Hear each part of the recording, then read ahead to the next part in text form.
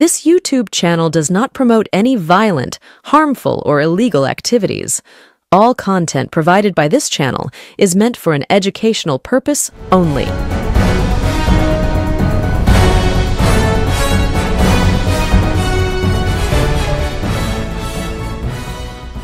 কৃষ্ণনগরে কেলেঙ্কারি ইতিমধ্যেই থাম্বনেল দেখে আজকের বিষয় সম্পর্কে আপনারা মোটামুটিভাবে অবহিত হয়েছেন।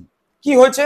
বিরোধী দলনেতা শুভেন্দু অধিকারী এবং সেই বিরোধী দলনেতা শুভেন্দু অধিকারীর হাত ধরে প্রধানমন্ত্রী নরেন্দ্র মোদীর সঙ্গে ফোনে বাক্যালাপ করে যিনি বিজেপিতে যোগদান করেছিলেন, যিনি বিজেপির প্রতীকে মহুয়া মৈত্রের বিরুদ্ধে লড়াই করেছিলেন, সেই রাজমাতা অমৃতা রায় শুভেন্দু অধিকারীর সভায় অনুপস্থিত। শুধুমাত্র অনুপস্থিত নয়, রীতিমতো বিজেপির জেলা সভাপতির বিরুদ্ধে আর্থিক তছরূপের অভিযোগ আনছেন।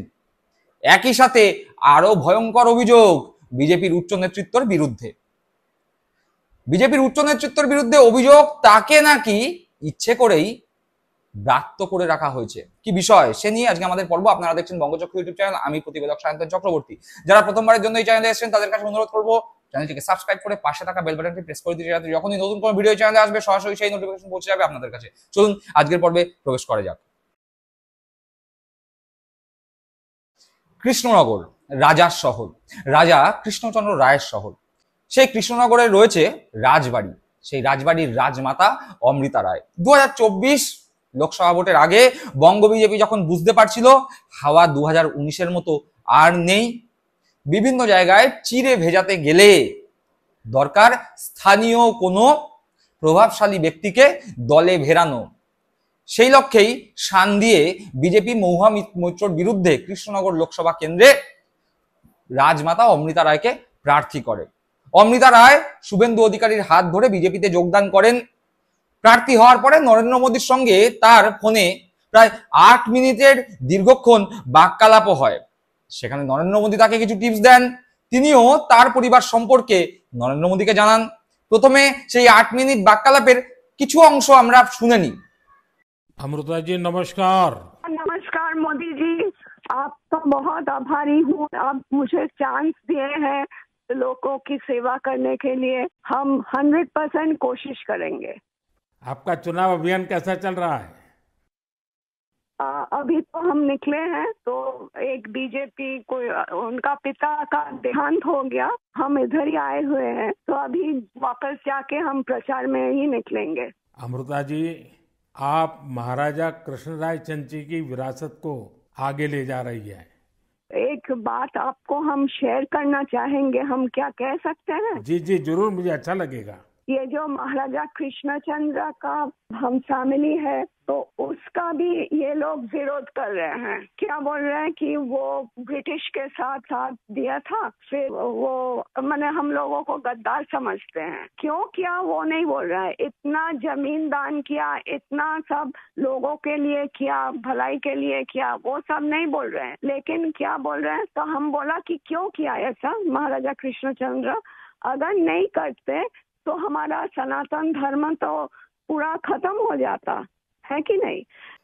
শুনলাম নরেন্দ্র মোদীর সঙ্গে রাজমাতা অমৃতা রায় সেই বাক্যালাপের অংশ। যাই হোক, এর পরবর্তী সময় তিনি লোকসভা ভোটের প্রচারে ঝড় তোলেন, তার হয়ে শুভেন্দু অধিকারী প্রচার করে। এমনকি কৃষ্ণনগরে মহুয়া মৈত্রকে হারানোর জন্য অমৃতা রায়ের হয়ে কেন্দ্রীয় নেতৃত্বরাও উপস্থিত ছিলেন প্রধানমন্ত্রী নরেন্দ্র মোদীও সভাও করেছিলেন। কিন্তু মহুয়া মৈত্র এই অমৃতা রায়কে বিপুল ভোটে পরাজিত করে পুনরায় লোকসভার সাংসদ নির্বাচিত হন। অমৃতা রায় লোকসভায় পরাজিত হন, কৃষ্ণনগর লোকসভায় পরাজিত হওয়ার পরে তাকে সে অর্থে আর দেখা যাচ্ছিল না। ঘটা করে বিজেপিতে যোগদান করবার পরে অমৃতা রায়ের বিজেপির ফেসবুকও একটি পেজ ওপেন করে। সেখানে পোস্ট দেখা যাচ্ছে, যা স্ক্রিনে এই মুহূর্তে দেখতে পাচ্ছেন, 13 মে 2024। তারপরে এই পেজ থেকে কোনো রকম পোস্টও আর হয়নি। শোনা যায় এই ভোটে হারার পরে অমৃতা রায় বিজেপির যে সমস্ত নেতৃত্ব আছে তাদের বিরুদ্ধে আর্থিক তছরূপের অভিযোগ তুলেছিলেন ভোট যুদ্ধে পরাজিত হওয়ার পরেই। সেইটা খবরও হয়েছিল, তার বক্তব্য ভাইরালও হয়েছিল। চট করে সেই ভাইরাল হওয়া বক্তব্যের কিছু অংশ দেখি। গ্যাটের পয়সা খরচা করে পার্টির জন্য খরচা করবে, যেটা অনেকেই আমায় বলেছে যে তেলের পয়সা চাইলে বলে কিনা আমরা তো সব রানীমার আদেশেই খরচা করছি, উনি না বললে হবে না। কিন্তু আমি কিন্তু জানি না, এটা ঠিক মেনে নেওয়া যায়। এটা আমি আমি হলে করতাম তো না, তাই জন্য হয়তো আমি আমার চোখ দিয়ে দেখলাম, তো সেটা আমার মনে হয় যে এটা একটু নোংরাময়ী হয়েছে। দেখলাম কিছু অংশ। যাই হোক, তারপর থেকে অমৃতা রায়কে সেভাবে আর বিজেপিতে দেখা যাচ্ছেও না, বিজেপির কোনো কর্মসূচিতে তাকে দেখা যাচ্ছেও না। অভিযোগ ছিল অমৃতা রায়কে এক ঘরে করবার চেষ্টা হচ্ছে, অভিযোগ করেছিল অমৃতা রায় এবং অমৃতা রায়ের ঘনিষ্ঠ ব্যক্তিরাই। ভোট যুদ্ধ অর্থাৎ লোকসভা ভোট যুদ্ধ মিটে গেছে, প্রায় 1 বছর হতে চলল, পুনরায় সেই একই তত্ত্ব সামনে আসছে। সামনেই 2026 বিধানসভা ভোট। 2026 বিধানসভা ভোটকে সামনে রেখে শুভেন্দু অধিকারী বিরোধী দলনেতা বিভিন্ন জায়গায় ছুটে যাচ্ছেন, মিটিং করছেন বিজেপির হয়ে। কিছুদিন আগেই মহুয়া মৈত্রের মতুয়াদের নিয়ে একটি মন্তব্য, এবং সেই মন্তব্যকে হাতিয়ার করে কৃষ্ণনগরের মতুয়া অধ্যুষিত এলাকায় শুভেন্দু অধিকারী একটি মিছিল এবং মিছিল পরবর্তী সময় একটি মিটিং এর ডাক দেন। ঘটনাচক্রে সেই মিছিল রাজবাড়ী সংলগ্ন মাঠ থেকে শুরু হয় এবং সেই মিছিলে শুভেন্দু অধিকারীর সঙ্গে ছিলেন রুদ্রনীল ঘোষ। কিন্তু সবাইকে অবাক করে দিয়ে সেই মিটিং এ বা সেই মিছিলে অনুপস্থিত অমৃতা রায়। অমৃতা রায় সরাসরি জানাচ্ছেন তিনি এই কর্মসূচির বিষয়ে কিছু জানেন না, বা তাকে জানানো হয়নি, তাকে আমন্ত্রণও জানানো হয়নি। এই ধরনের বিস্ফোরক অভিযোগ রাজমাতা অমৃতা রায় করেছিলেন। যে কথা রাজমাতা অমৃতা রায় করেছেন, যেই অমৃতা রায় 1 বছর আগে শুভেন্দু অধিকারীর হাত ধরে বিজেপিতে যোগদান করেছিলেন, সেই অমৃতা রায় 1 বছর পরে, 1 বছর অতিক্রান্ত হওয়ার পরে শুভেন্দু অধিকারীর কর্মসূচিতেই আর ডাক পাচ্ছেন না।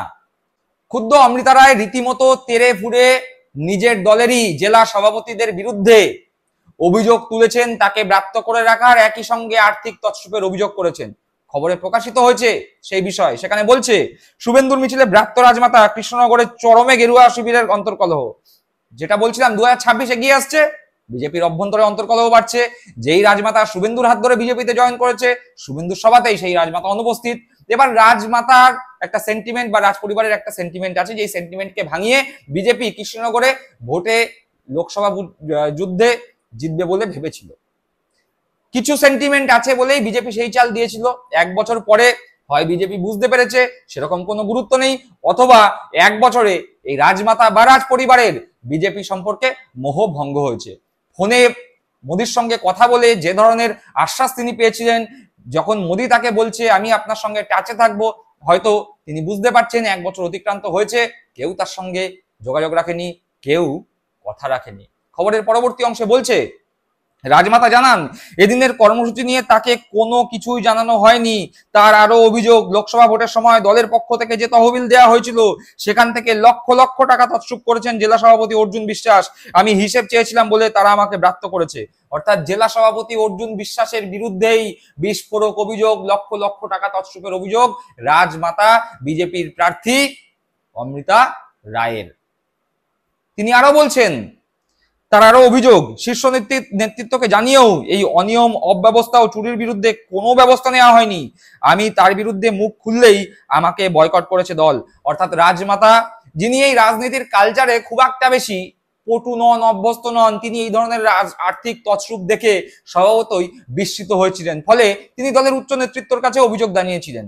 কিন্তু সেগুড়ে বালি, দলের উচ্চ নেতৃত্বের কাছে অভিযোগ জানিয়ে কোনো লাভই হয়নি, উল্টে দলই তাকে এক ঘরে করে ফেলেছে, ব্রাত্য করে ফেলেছে। ফলে 1 বছর যেতে না যেতেই বিজেপির প্রতি ধীরে ধীরে মোহভঙ্গ হচ্ছে রাজমাতা অমৃতা রায়ের। গোটা বাংলার যেরকম মোহভঙ্গ হয়ে গিয়েছিল 2021 বিধানসভা ভোটে, 2024 লোকসভা ভোটে, অমৃতা রায় একটু বেশি সময় নিলেন। লোকসভা ভোটের পরে 1 বছর অতিক্রান্ত, অমৃতা রায় হয়তো এখন বুঝতে পারছেন যে ভুল তিনি করে ফেলেছেন, সেই ভুলের প্রায়শ্চিত্ত তাকে হয়তো ভবিষ্যতে করতে হবে। যাই হোক, অমৃতা রায়ের এই অভিযোগের পরিপ্রেক্ষিতে বিজেপির অর্জুন বিশ্বাস, যিনি সেই জেলার সভাপতি, বিজেপির সভাপতি, তিনি বলছেন এই বিষয়ে জেলা সভাপতি অর্জুন বিশ্বাস বলেন, উনি রাজনীতির মানুষ নন, আমাদের ভুল সিদ্ধান্ত ছিল তাকে প্রার্থী করা। এখন উনি কি বলছেন তার কোনো গুরুত্ব নেই। অর্থাৎ আরো একবার প্রমাণিত হলো কাজের বেলা কাজী, কাজ ফুরালে পাজি, এই নীতিতে বিজেপি বিশ্বাস করে। অর্থাৎ যখন মহুয়া মৈত্রর বিরুদ্ধে কোনো রকম প্রার্থী খুঁজে পাওয়া যাচ্ছে না, তখন ভোট বৈতরণী পার করানোর জন্য কৃষ্ণনগর রাজবাড়ির রাজমাতা অমৃতা রায়কে ধরে বেঁধে অনুরোধ করে বিজেপির প্রার্থী করা হলো। আর এখন অর্জুন বিশ্বাস বিজেপির জেলা সভাপতি বলছে আমাদের ভুল হয়েছিল, উনি রাজনীতির লোক নন, তাই ওনার কথার কোনো গুরুত্বও আমাদের কাছে নেই। অর্থাৎ যখন ভোট আসে তখন কারোর গুরুত্ব বাড়ে, ভোট চলে গেলেই গুরুত্ব শেষ। বিজেপি প্রয়োজন মতো মানুষকে সামনে টেনে নেয়, প্রয়োজন শেষ হলে তাকে ছুঁড়ে ফেলে দেয়। এটাই বিজেপির সংস্কৃতি, এটাই বিজেপির কালচার, তারও একবার প্রমাণিত হলো। আর এই সব থেকে বেশি এই বিষয়ে যিনি উপলব্ধি করতে পারছেন তাই এই মুহূর্তে রাজমাতা অমৃতা রায়। দর্শক বন্ধুরা, আপনারা কি মনে করছেন কালে ভদ্রে বিজেপির জন্য অন্যান্য দল ভেঙে যারা বিজেপিতে গিয়ে বসে আছে তাদের সঙ্গেও বিজেপি ভবিষ্যতে এইরকমই করতে চলেছে? আপনাদের মূল্যবান মতামত কমেন্ট বক্সে কমেন্ট করে জানাবেন। সকলে ভালো থাকবেন, সুস্থ থাকবেন। জয় হিন্দ, বন্দে মাতরম।